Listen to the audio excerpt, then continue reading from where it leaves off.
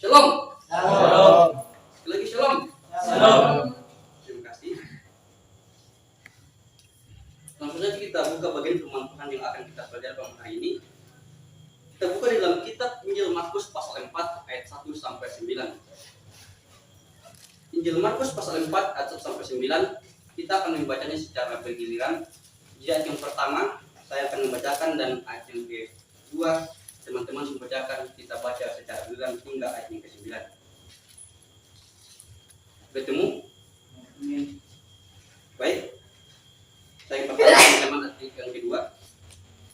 Markus pasal 4 ayat 1 sampai 9, firman Tuhan berjudul perumpamaan tentang seorang penabur. Pada suatu kali Yesus mulai pula mengajar di tepi danau. Maka datanglah orang banyak yang sangat besar jumlahnya mengerumuni dia, sehingga ia naik ke sebuah perahu yang sedang berlabuh lalu duduk di situ. Sedangkan semua orang banyak itu di darat di tepi danau itu. Dan dia mengajarkan banyak hal dalam perumpamaan kepada mereka. Dalam ajarannya itu ia berkata kepada mereka, Dengarlah, ada seorang penabur keluar untuk menabur. pada waktu ia menabur, sebagian benih itu jatuh di pinggir jalan. Lalu datanglah burung yang memakannya sampai habis. Sebagian jatuh di tanah yang berbatu yang tidak banyak tanahnya. Lalu benih itu pun segera tumbuh karena tanahnya tipis. Tetapi sudah matahari terbit, lalulah ia dan menjadi kering karena tidak berakar. Sebagian lagi jatuh di tengah semak berduri, lalu makin besarlah semak itu dan menghimpit sampai mati, sehingga ia tidak berbuah. Dan sebagian jatuh di tanah yang baik, ia tumbuh dengan suburnya dan berbuah. Hasilnya ada yang 30 kali lipat, ada yang 60 kali lipat, ada yang 100 kali lipat. Dan katanya, siapa mempunyai telinga untuk mendengar, hendaklah dia mendengar. Amin. Untuk firman Tuhan yang dikatakan berbagai adalah kita yang mendengar firman Tuhan dan mengaplikasikannya dalam kehidupan kita sehari-hari. Nah, teman-teman yang dikasihi oleh Tuhan Yesus Kristus, setiap kita tentunya memiliki respon yang berbeda ketika diperlakukan oleh sesuatu. Baik itu diberikan tugas, baik itu tanggung jawab, misalnya kerja praktis, apapun itu, kita memiliki respon yang berbeda. Contohnya sederhana aja di kehidupan kita di sekolah atau di asrama. Contohnya di dalam belajar kan, setiap akhir kelas, guru-guru biasanya memberikan tugas bahasa Inggris tentunya. Ya, ada siswa yang meresponnya dengan cara langsung mengerjakannya. Ada juga yang menunggu masih 2 hari atau beberapa hari kemudian baru mengerjakannya. Dan yang lebih parahnya, ada yang menunggu sampai Pak Has datang baru mengerjakannya. Hingga akhirnya, ya tugasnya nggak selesai dan mendapatkan hukuman lagi. Nah, kita memiliki respon yang berbeda ketika diperhadapkan oleh sesuatu. Nah, respon yang kita tanggapi, bagaimana kita merespon hal tersebut yang menentukan masalah tersebut selesai atau tidak. Nah, teman-teman, begitu juga dengan firman Tuhan. Kita memiliki respon yang berbeda terhadap firman Tuhan. Ada yang mendengarkan firman Tuhan, ada yang langsung melakukan firman Tuhan, dan ada yang sekedar mendengarkan, melakukan, tetapi tidak konsisten melakukannya. Oleh karena itu, pada malam hari ini, saya mengajak teman-teman semua belajar firman Tuhan dengan tema yang saya bawakan, yaitu respon yang benar terhadap firman Tuhan. Sama-sama kita katakan respon yang benar terhadap firman Tuhan. Respon yang benar terhadap firman Tuhan. Teman-teman, jika si Tuhan Yesus, jika kita kembali ke pembacaan kita, di situ menceritakan tentang Yesus yang sedang mengejar di tepi danau Galilea. Jadi pada saat itu Yesus dan murid-muridnya di tepi danau. Nah, karena Yesus sudah terkenal di dalam Alkitab, di kitab Injil Markus ini, banyak orang yang penasaran. Hingga akhirnya semua orang berbondong-bondong datang untuk mencari Yesus, untuk melihat siapa sih Yesus itu, siapa sih Yesus yang menyembuhkan orang banyak, orang yang sakit itu. Nah, pada saat itu konteksnya di tepi danau Galilea, orang-orang banyak datang menemui Yesus dan ingin tahu bagaimana sih Yesus itu. Nah, Tuhan Yesus menggunakan kesempatan itu untuk memberitakan Injil. Di dalam ceritanya itu, Yesus menggunakan perumpamaan untuk mengajar mereka. Nah, perumpamaan yang Tuhan Yesus gunakan adalah perumpamaan tentang seorang penabur. Nah, kita sudah baca tadi perumpamaan tentang penabur itu kan. Nah, ada di Yesus menceritakan kepada orang banyak bahwa ada seorang penabur. Jadi ceritanya itu ada seorang penabur yang akan menaburkan benih di kebunnya. Jadi di kampusnya juga seringkali kami menabur benih. Jadi ada benih yang tumbuh, itu udah pasti. Ada juga yang mati. Dan dalam perumpamaan Yesus ini, ia menceritakan tentang seorang penabur yang hendak menaburkan benih di ladang, di kebun gitu. Tetapi di perjalanan, kalau di terjemahan lain di firman Allah yang hidup di dalam Alkitab, itu menggunakan di perjalanan, tetapi langsung di sini langsung seorang penabur ini langsung pergi katanya. Nah di perjalanan sebagian benihnya jatuh di pinggir jalan gitu. Nah benih tersebut tumbuh, tetapi pada akhirnya tidak mati oleh karena burung-burung datang memakannya. Itu kita bisa baca di dalam ayat yang keempat. Kemudian sebagian benihnya lagi jatuh di tanah yang berbatu-batu, tetapi memiliki tanah yang tipis. Beberapa hari kemudian benih tersebut tumbuh, tetapi tidak lama kemudian mati juga. Oleh karena apa? Ya tanah yang ditempati benih itu ditabur, benih itu jatuh, tipis kan? Ya tentunya hal itu mengganggu pertumbuhan benih ini. Kemudian ada lagi benih yang jatuh di semak yang berduri. Benih tersebut tumbuh, tapi tidak lama juga benih itu mati. Kenapa? Semak berduri yang tempat benih ini ditabur atau jatuh bertumbuh semakin besar hingga akhirnya mengganggu pertumbuhan benih. Dan yang terakhir ada lagi benihnya yang jatuh di tanah yang subur. Nah benih tersebut oleh karena di tanah yang subur tentunya kan tumbuhan akan bertumbuh jika tumbuh di tanah yang subur. Itu tersebut bertumbuh dan berbuah. Nah, kita mengatakan bahwa benih itu menghasilkan buah ada yang 30 kali lipat, yang 60 kali lipat, dan ada juga yang 100 kali lipat. Nah teman-teman yang kasih Tuhan Yesus, perumpamaan ini menggambarkan, Tuhan Yesus menceritakan perumpamaan ini menggambarkan respon setiap kita, respon setiap orang, respon semua orang yang mendengarkan firman Tuhan dan bagaimana respon mereka. Tuhan Yesus menggambarkan perumpamaan ini, menggunakan perumpamaan ini menggambarkan respon kita terhadap firman Tuhan. Nah, orang yang hendak menabur adalah orang yang menyampaikan firman Tuhan.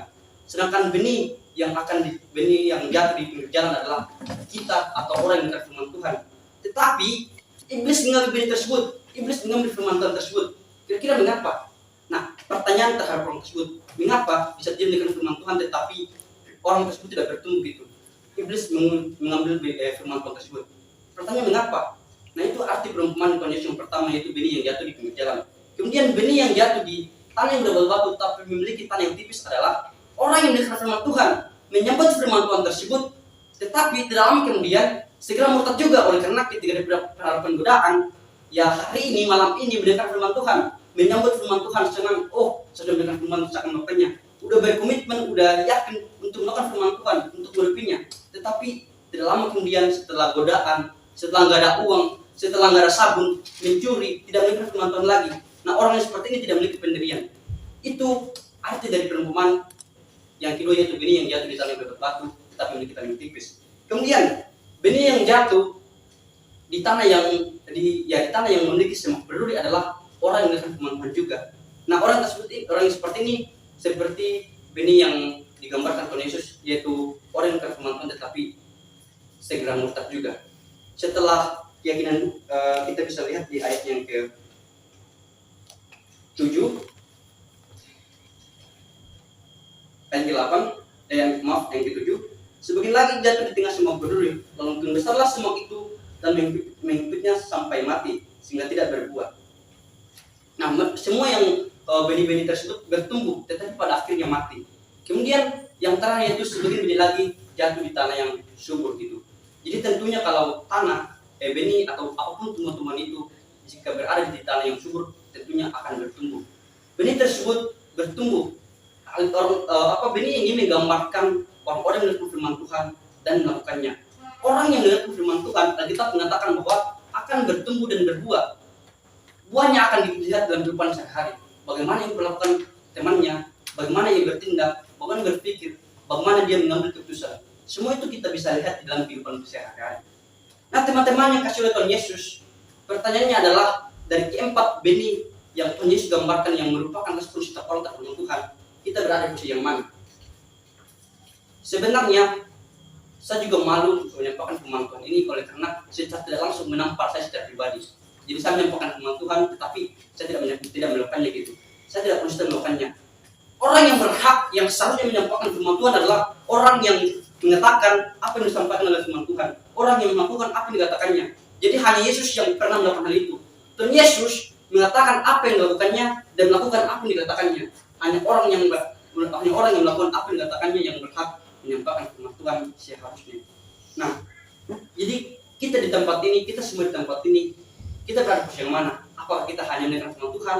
Apakah kita mendengarkan dan melakukannya tetapi tidak konsisten melakukannya? Nah, oleh karena itu, bagaimana respon kita kira-kira terhadap firman Tuhan? Teman-teman, ada hal yang akan saya sampaikan, yaitu bagaimana respon yang benar terhadap firman Tuhan. Yang pertama adalah mendengar dan menyambut firman Tuhan. Mendengar dan menyambut firman Tuhan. Teman-teman yang kasih Tuhan Yesus, dari keempat jenis benih yang jatuh di tempat yang berbeda, hanya satu benih yang bertumbuh. Hanya satu benih yang bertumbuh dari keempat benih tersebut yang jatuh di tempat yang berbeda, yaitu benih yang ditabur, yang jatuh di tanah yang subur. Nah, Tuhan Yesus menceritakan perumpamaan ini, menggambarkan bahwa orang yang mendengarkan firman Tuhan dan menyambutnya akan bertumbuh. Jika kita hanya ikut beribadah, mendengar firman Tuhan, tetapi belum menyanyi, belum mendengar firman Tuhan, langsung ditolak dulu, direspon dulu dengan langsung mengantuk lah, atau langsung pengen keluar ke sana sini lah, tentunya maka tidak akan menghasilkan apa-apa, sia-sia, membuang-buang waktu. Nah, orang yang mendengar firman Tuhan dan menyambutnya, orang itu akan bertumbuh. Dan berupanya sehari kita bisa melihat bagaimana ia bertindak. Tuhan Yesus mengatakan bahwa kita harus mendengarkan firman Tuhan dan menyambutnya. Hal itu sangat penting. Mengapa? Di dalam pembacaan kita sendiri ini, Tuhan Yesus menekankan sekitar 9 kali kata dengar. Jadi kita bisa lihat dalam Markus pasal 4 ayat 3, ayat 9, ayat 12, 15, 16, dan ayat 18. Beberapa ayat tersebut merupakan perkataan Yesus yang menekankan bahwa agar kita mendengar, dan mendengarkan firman Tuhan. Artinya bahwa mendengar itu sangat penting. Dengan mendengar, kita akan lebih mudah mengerjakan sesuatu. Kita akan lebih mudah mengerti sesuatu. Dengan mendengar, maka tidak akan terjadi kesalahpahaman. Teman-teman, mendengar itu sangat penting.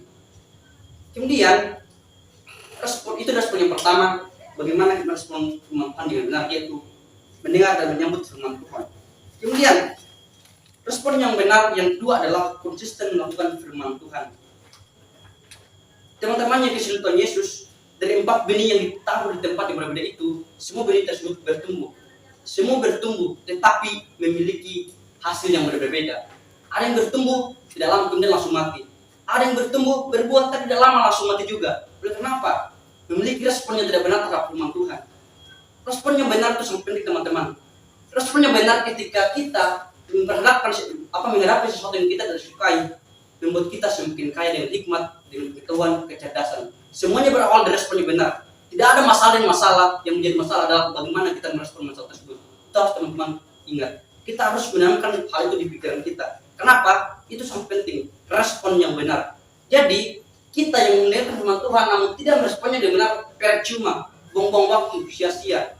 Kenapa? Teman-teman sangat penting, teman-teman. Kita harus meresponnya dengan benar. Tuhan Yesus menekankan agar kita mendengar dan mendengarkan firman Tuhan. Nah, teman-teman, setiap kita sekitar 3 tahun ini kita kalikan setiap pagi, siang, malam kita beribadah.